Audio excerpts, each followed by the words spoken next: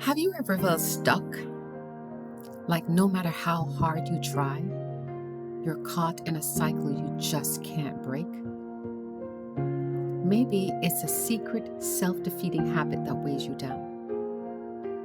Or it could be low self worth, guilt, or shame.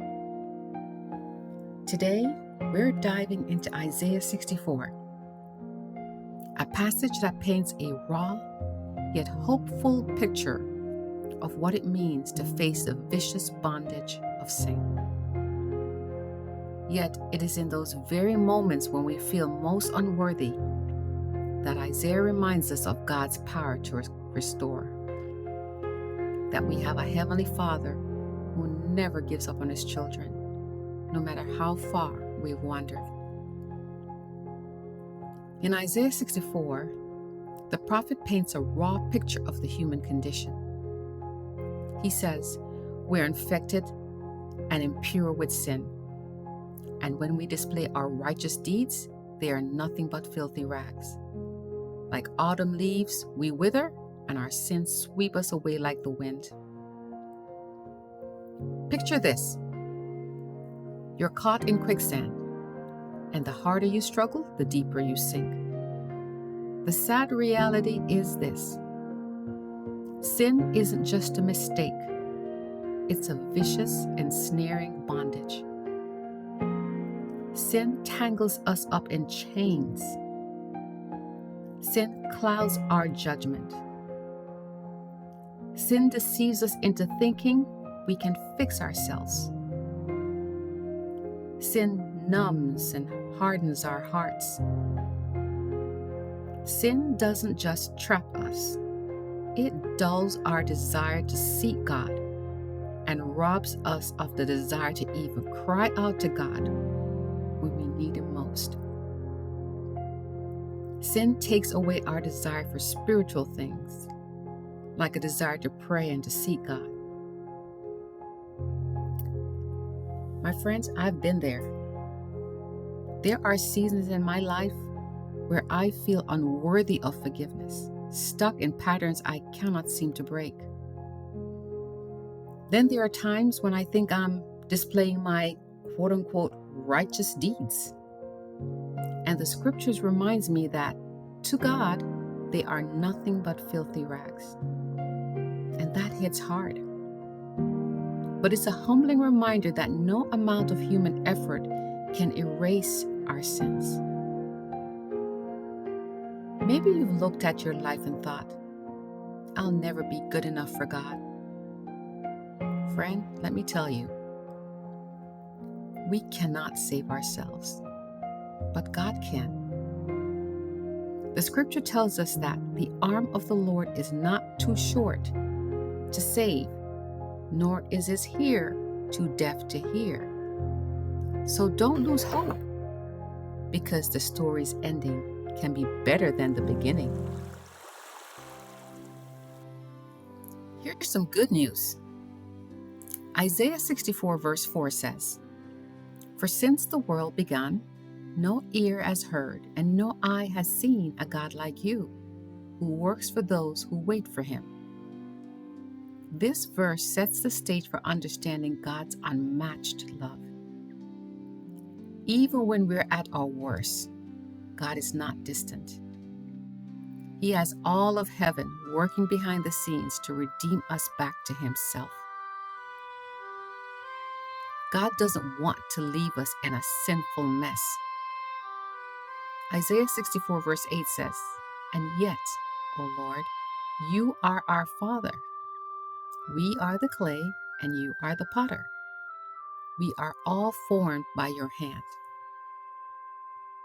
Let's think about that for a moment. Have you ever watched a potter work? The clay starts off shapeless, even marred. But in the potter's hands, it becomes a masterpiece. And that's how God works in our lives. Even when sin has left us feeling broken, God doesn't abandon us. He's ready and waiting to lovingly reshape us if we surrender to His hands. The question is, Are we willing to be molded? Because this process requires an honest acknowledgement of our need for God Himself. It also requires humility, surrender, trust, and patience. And guess what? God isn't intimidated by our imperfections. He's not waiting for us to be perfect. He is, however, waiting for us to surrender so that He can reshape us, because He is a God who specializes in transforming the broken. There are times in my life when I have felt like I am too far gone, and I avoid God because I am ashamed and disappointed with myself. Just like Adam and Eve were ashamed and hid from God in the garden after they sinned.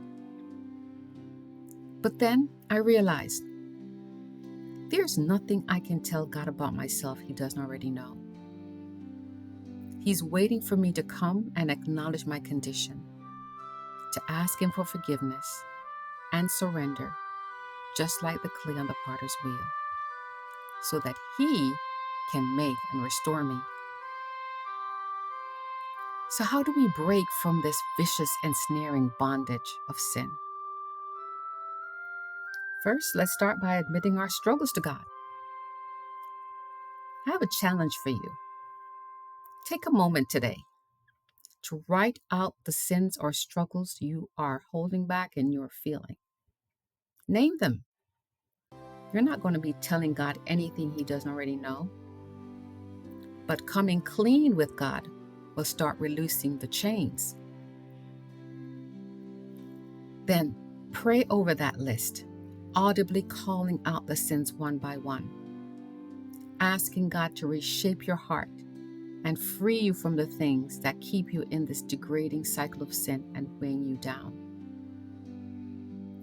Then, obedience. The Lord says, if you love me, keep my commandments, and my commandments are not burdensome. But the truth is, knowing what to do is the easy part, while doing what we know we ought to do is the more difficult part. So ask God to change your nature to be obedient to Him. Like David said in Psalms, Lord, make me willing to obey you. And then next, I'd say accountability. Ask the Lord to bring spiritually mature people into your life who will walk the journey with you and hold you accountable of the truth and encourage you to keep walking in humble, surrendered obedience to God's will and God's way. Isaiah reminds us, no ear has heard, no eye has seen a God like you who works for those who wait for Him. Waiting on God isn't passive. It's an act of trust. It's saying, God, I can't fix myself, but I know you can. And here's the beautiful part. When we turn to Him, He doesn't see our filthy rags. He sees His child, ready to be redeemed by His love. And all of heaven rejoices. The potter is ready to shape your life into something beautiful. Will you let Him? Will I let Him? Friend, we are not defined by our failures. We are defined by the one who made us. Let us trust the potter and let Him transform our lives. Let's pray together. Father, we come to you as we are, broken, flawed vessels marred by sin. Thank you for being the potter who doesn't give up on us, but the potter who wants to transform us into vessels that reflect your glory. Teach us to trust you, to surrender to your molding, and to walk in the freedom you've promised. Thank you for being the God who works for those who wait for you. In Jesus' name, amen. If this message spoke to you, Let me know in the comments. You may want to share what you're surrendering today, or simply say, I'm ready to be shaped. If you want God to rewrite your story, go ahead and write, I am clay. I am willing to be made willing to be molded by you, Lord. And don't forget to like, subscribe, and share this with someone who needs encouragement. Let us all spread the word of hope of the potter's hands together. Thank you for watching.